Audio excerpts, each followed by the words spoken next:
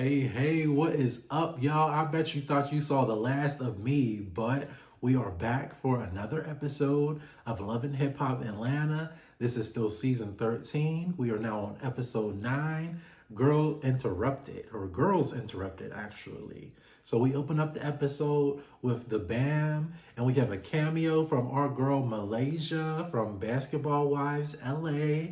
You could tell these two are real friends in like real life, not just in front of the cameras, because Malaysia looked comfortable as hell up in Bambi's house. And the way she just moseyed onto the door and answered the door to let Zell in, I'm like, okay, yeah, y'all are like real friends.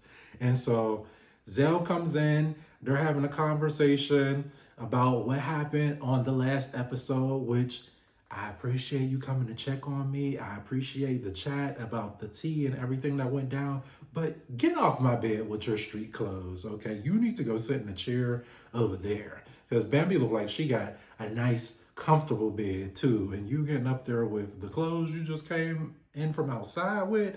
No, no, no, no, no, no, no. No, no, no, no, no, no, no. We could have had this conversation on FaceTime for all that. If that's how you was going to be giving it up, you could have just called me then. But we have this discussion about last episode. So essentially what happened is Zell finally pulled up when the party was damn near over. And the moment he gets out of the car, here comes Rayface mumbling, talking about, I don't be know what the hell he be saying. Something about you and Rayface gonna have a problem if blah, blah, blah. I really don't be understand. We need some closed caption on the bottom when Ray is talking, but essentially what happened is Zell was pulling up with some tea about Ray talking to his ex. And come to find out, Zay, Sierra's man, was the one who gave Ray a heads up that, hey, somebody finna bring some tea and some receipts about you and your ex. So now Bambi is looking like, wait, clearly something's going on, because why were you so pressed? If nothing was going on and there was nothing to worry about, then you wouldn't have had the reaction that you had, because Zell's foot damn near ain't even touched the ground yet and you already popping off. Can the man even get out the car? And he just got here. The party over. Like, if anything, Bambi should have been the one popping off and mad, because you're supposed to be my best friend and my damn engagement party over, and you have the nerve to pop up at the last minute. Like, come on now. So they're talking, they find out that information, and we move on to the Frost. So we have Kirk and Rashida. They meeting up with Jasmine, the side chick, to discuss her run-ins with Yandy. So she brings up the fact that her and Yandy had a conversation, and Yandy asked her, look, did Rashida send you over here to try to mess up my marriage? Why are you all up in my business all of a sudden? And she says, when they seen each other on last episode, Yandy insinuated that the two of them are bumping pocketbooks. And, Rashida swears she just got the best cat ever. Girl, if we was bumping cats, y'all would know about it. And she would be walking around here with a smile on her face. She'd get a piece of this bubble gum. Rashida, girl, if the bubble gum was that good, then Kirk wouldn't be dibbling and dabbling in everybody else's bubble gum. That's all I'm going to say about that. So let's not do too much. And Jasmine says she feel like she got manipulated, which, Jasmine, I think you did a little bit to some extent. So I do somewhat agree with her. So then we go off to Bambi, Sierra, and Jessica meeting up, which I love the hairstyle that Bambi had. I think she need to keep that. That looked really good on her.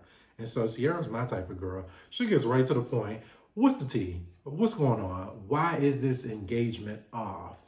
And Bambi runs down everything that happened. There's no need to rehash what we just went over. She runs down the story of Ray getting into it with Zell, and she mentions how he thought that Zay was the one that brought all of this to Ray's attention.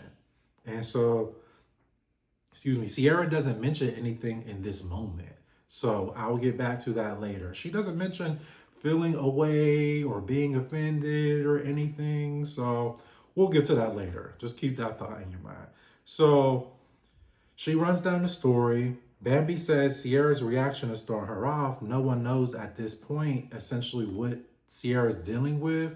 So I think everybody's kind of just looking at her like, girl, what the hell? Like, what do you be talking about? That's a running theme in this episode. Everybody is just looking at Sierra like, huh? Girl, what is you talking about? So Sierra then tells them her doctor put her on anxiety and depression medication, and she also be sipping on wine while taking this medication, which I'm gonna need you to stop doing that, Sierra.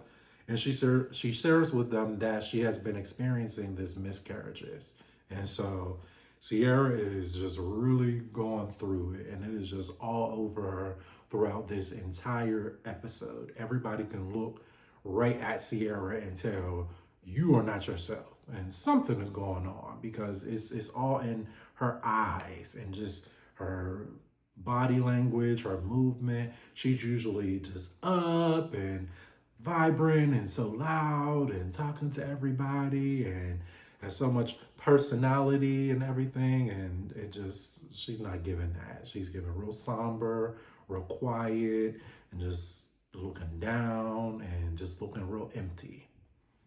All right. And then we move on to Zayn meeting up with his mama, his dad, Ashley. They're having a sit down to go over the incident that occurred with Ashley and Zayn's mom. They had that big blow up, and Zayn's mom essentially called her out for being a bad mom. And Ashley lets us know that, look, I have resentment towards my mom for how she handled me and my father. She took me away from my father. Obviously, Ashley wanted to see her father and bond with her father and have some type of relationship, but she didn't get to do that because of her mother. And by the time she was able to try to form a bond with her father, he passed.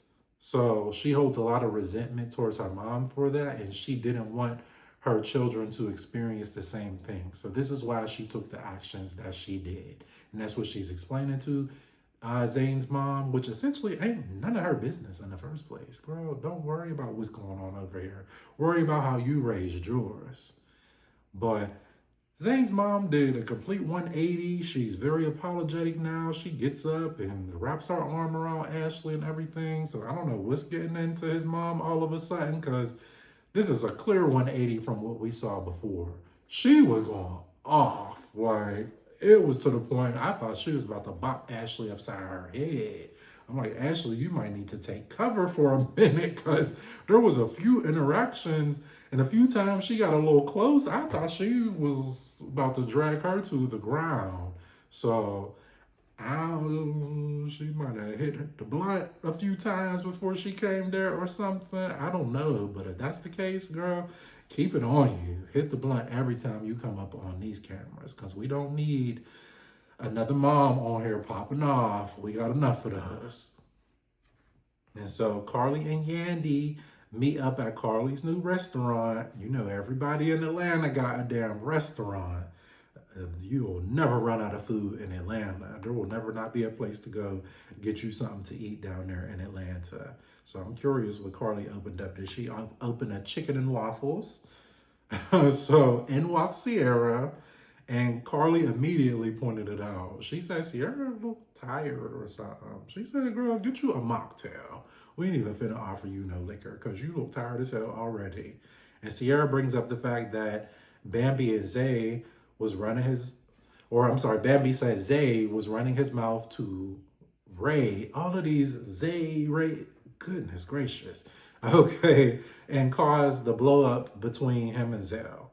And her thing is, you're essentially, I'm sorry, I gotta quit saying essentially. I feel like I've been saying that a lot. So she's saying that, hey, are you blaming us for your engagement being off? Because it sounds like you kind of pointing the finger at my man, saying that he the one that ran back and started this whole thing. And if it wasn't for him opening his mouth and telling Ray what he heard, then none of this might have happened. Which I think that's fair to feel a way about that. And she says, but with everything I'm going through, I could be overreacting. So I do like that she addresses that and says, Well, there is a chance because of everything that I'm dealing with that I am possibly blowing this up and making this out to be something. But I think it's fair to bring that up because, well, what are you saying? But then in the same breath, I think I think your tone is important, and I think context clues. The way Bambi brought it up, it sounded like she was just talking and she was just telling you what she heard and what Zale was saying. It didn't sound like she was accusing you of messing up her engagement or pointing the finger at Zay. She essentially was just saying, look, this is what Zale was saying. It wasn't giving, well, if Zay wouldn't have opened his mouth, or I heard Zay went and was talking to Ray and said, no, it just came off very casual, like, look, this is what Zell said. He said Zay was the one that went and told Ray what was going on, and so forth. So I get how Sierra could feel like, well, wait, what you saying? But it's important to pay attention to the context in which she said it. It did not sound accusatory at all. So I don't think that Bambi was blaming them for the engagement being off. I feel like, for real, Bambi was just waiting for something to happen. I don't feel like these two were ever really into each other like that, especially on Bambi's end. And I feel like it was only a matter of time before she found something to point out about Ray that she didn't like and that was going to cause her to divorce him. That's how I feel. So this was just very convenient. That's what I will say. And so Karlie brings up Jessica doing an interview with Tilo, and she says that she wants to have a confrontation about it. Sierra says she heard a recording of Mendici saying something, but she doesn't want to bring it up. She's not trying to be messy and spill all of Yandy and Mendici's tea because everybody else done already done that enough. So she's not trying to add fuel to the fire, which, if you didn't want to be messy, then you didn't have to bring it up at all. And that's where Yandy was going with it. And I have to side with Yandy on this one because Yandy was saying, well, you could have just brought this to me. Why wait for this moment to bring up this recording that you heard? And then you sitting here talking about, oh, you don't want to go into detail about it because you don't want to be messy. Well, girl, you didn't have to say anything at all. If you want to talk about it, at this point, you may as well spill it. Otherwise, you could have just held that in. What was the point? So that's Yandy's point, which I understand. And at this point, Sierra has a breakdown and she's like, look, I got some stuff going on. I done had miscarriages. They got me on all type of medication. Yandy, I ain't think about you. You was not at the top of my priorities to come sit and have a discussion with you about your cheating ass man. I got my own stuff to deal with. So Yandy, in this instance, is, I understand and that's fair. And no, I shouldn't have been the one that you came to and thought of first. Yandy's face was given, I understand because I feel like in this moment, now that you done said you had a miscarriage, I can't pop off and really say what I want to say and give it up how I want to give it up. So the right thing for me to do in this moment is kind of just go along and bite my tongue. But her face was saying it all. Yandy wasn't hearing nothing you was trying to say. Yandy was still pissed. And Yandy still wanted to deflect because, can't nobody bring up Miss Perfect Yandy and Mendices. So I feel like deep down Yandy was still pissed, but because Sierra brought up that miscarriage, she knew she couldn't say nothing in that moment because otherwise you would have looked like an even bigger asshole. So she just bit her tongue. And you can tell when Sierra gets up in the end and walks off, because she gets up and says one thing about Sierra's glam shop, she is going to be okay. And then she just storms off. And Yandy is just sitting there like, oh, what the hell is wrong with her? what does she got going on? It was written all over her face. Yandy does not have a poker face whatsoever. All right, and so next up, we got Zayn is having a surprise party. Ashley threw him one, and Surprise, surprise. She has his biological brother and his wife there to join them. And Zayn just lights up like a Christmas tree. It is like the most adorable thing. Zayn was so excited to see his brother. And then his mom comes over, and you could tell deep inside she wasn't feeling it. But I'm glad that she allowed Zayn to have his moment because this is Zayn's birthday. It's supposed to be about him. He looks happy and it looks very genuine. So I'm so glad that she allowed him to have this moment because this is not about you. Whatever feelings you got going on, we could discuss that later. Let's discuss that another time, which I hope that it's not even a big deal. I don't know all of the situations, so I don't know what there would be to be mad about, but I did see in her face a little bit of like this bitch. The nerve of her to bring over his brother and then without telling me at that, it was very, but she went along with it. So I'm proud and I hope that it is not a thing because Zayn just looks so happy. You could tell he really wants to bond with the other side of his family. So I hope that she gives him space to do that. And I think it was a good idea for Ashley to do it on her own without mentioning it to anybody because they may have tried to talk her out of it.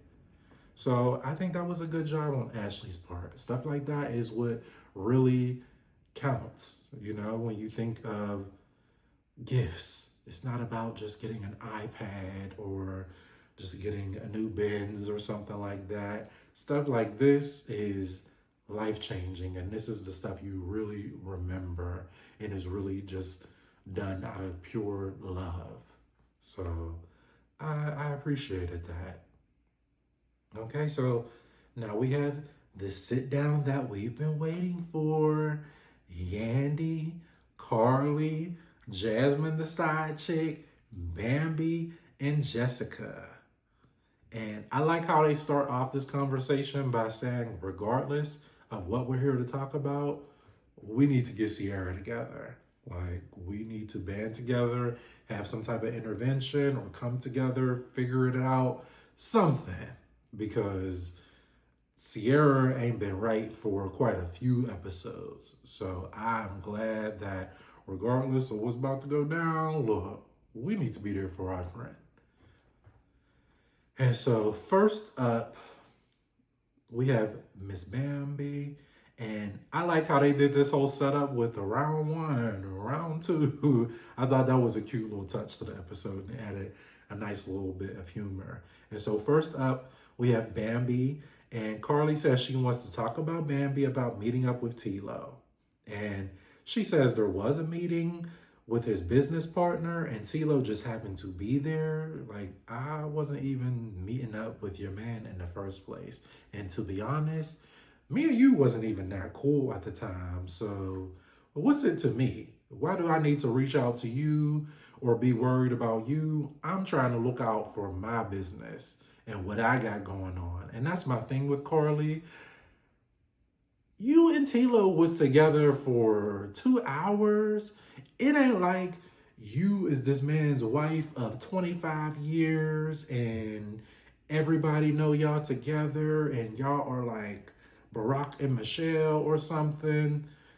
Y'all literally just met and got married overnight. Like, every season you have a new fiance. So Karlie, ain't nobody think about you or Tilo. They're really not. They trying to get their business handled. They're doing interviews and sit downs and things of that nature for business. It is not like these women are up in his DMs or they throwing panties at him on stage or something like that. They kissing him. What you're bringing up in regards to Jessica and in regards to Bambi involves business. So you have to take your emotions out of it because business comes first and business is going to be handled whether you like it or not. Because don't nobody owe you a damn thing. And these people, it is not like they're your best friend. So I think you need to get over it. And I think you're doing a lot for Tilo. Like, nobody gives a damn about you and Tilo. So, anyway, they cool. They shut that down. And then we're on to Jasmine. So, Jasmine confronts Yandy. She done had some time to sit down and think about the manipulation and Yandy putting words in her mouth. And she feels a way about it. And Yandy's being manipulative again, talking about, oh, I don't want to go backwards. We need to just go forward. Because Yandy, you knew that girl ain't say that. So you don't want her to speak her piece and clear up the truth because you're so hell-bent on getting back at Rashida and Kirk because you have nothing that you can really say to them that's going to be a read or a dig because we already know all of their business. So you want to try to hurt them in some form of the way. So you have stooped to trying to say that they're in some type of poly relationship and you don't want Jasmine to come out with her truth now that she's had some time to sit and reflect on what you said. So I definitely caught that. So yeah, Jasmine throws a little shady dig. She says, oh, Mendices be real friendly, and he was putting his arms around me and my homegirls like we was in a damn football huddle or something. And she says, your fake husband, which that was unnecessary. Come on, Jasmine. You clearly rehearsed that. You clearly had every intention of coming here to pick a fight with Yandy, and I didn't like that because this was the time for you to really get that off of your chest, how you felt, and really call out the manipulation and how Yandy deflects. And I feel like you really had something that you could have leaned into and had a serious conversation because that is something that Yandy tends to do. And I think she does it with Jasmine specifically because she probably thinks Jasmine is just an airhead and she doesn't respect her. Her and Rashida were close at one point, so she does look at her as like, you know, you are the side chick and you came in and broke up this happy marriage and broke up my friend's happy home. So I feel like she never really respected her and she probably thinks she dumb and she's smarter than her and she can just hold the puppet strings and get her to do what she wants and say what she wants. So that's probably why she treats her the way she does. And we already know that Yandy deflects. Yandy doesn't get into her own business. Yandy doesn't want to bring up the infidelity on her end and Mendice's end. She would rather bring up what Kirk and Rashida and everybody else got going on to deflect. So this was a real moment where you could have sat down and called that out and really got in Yandy's ass. But you chose to stoop low and give these tired, rehearsed reads, and it just threw off all the momentum. So I think that was a bad move on Jasmine's end. And Jasmine, this confessional look, I'm so not feeling it. Looking up like Harry Houdini or something up there, like you about to pull a rabbit out of a hat with these sparkly ass gloves. It's giving like Michael Houdini, like you a mixture of like Michael Jackson and Harry Houdini. I don't like it. Let's kill the gloves. Okay, so next up we have Karlie wanting to talk to Jessica because at the retreat she says she's sorry about what you're going through. Meanwhile, you were taking pictures with Tilo. Yet again, business is being handled. Nobody's thinking about you, Karlie, and I'm so glad Jessica said that. She says, I didn't feel the need to bring it to your attention because it didn't concern you, and this was well before the retreat, and I was doing an interview and simply handling some business. It had nothing to do with you. This isn't about you, Tilo. Ain't nobody trying to be manipulative, shady towards you. So what is it that you're not understanding? And then you and Tilo ain't even together no more. So why are you still even dwelling on all of this old BS that is irrelevant and doesn't even matter? Let it go. You are reaching. You finally came back for an episode because we forgot you were even still on the show and you chose to waste it by reaching. Karlie, I need you to get it together. And Jasmine drops the bomb on her and says, well, you didn't care about my friend who was pregnant when you got with your husband. You sitting here calling everybody else out about Tilo. Meanwhile, you didn't even care that somebody was pregnant by Tilo, so it's giving hypocrite. And Karlie says she didn't know that the girl was pregnant when she got with him, which is exactly why you shouldn't be marrying him. The man got a whole baby on the way and you don't even know nothing about it, but yet you trying to get married. Bye, Karlie. And Karlie deflects by bringing up the fact that the girl's a stripper and is making his baby look real bad. And Bambi, I love how Bambi says, why is she making it look bad? Because she working? Because she getting some money? She doing what she got to do. Don't be trying to put no other woman down when you've been on Love and Hip Hop for 35 years, getting engaged every season in order to have a storyline, Karlie. Let's be real here. And Karlie tries to pop off on Jasmine and call her a dumbass and bring up having a baby by a married man, which we already know this, Karlie. And Yandy took her drink right away. Thank you, Yandy, because clearly you don't need no more. Karlie be doing the most, and it don't even come off genuine. Karlie, another person that come off rehearsed like she in the car. Karlie just comes off like a cartoon character. Nothing about her reads or how she pops off even seems genuine. It just, you shut up because you had a baby by Kirk and you're a dumbass and this is why you're on the show and you like, Karlie, you are too old for this. Get it together, mama. And so Bambi says, we done ran out of damn cards at this point. Dre, even no cards to hold up for the rest of these rounds. She says it's round 5 with Jessica versus Yandy.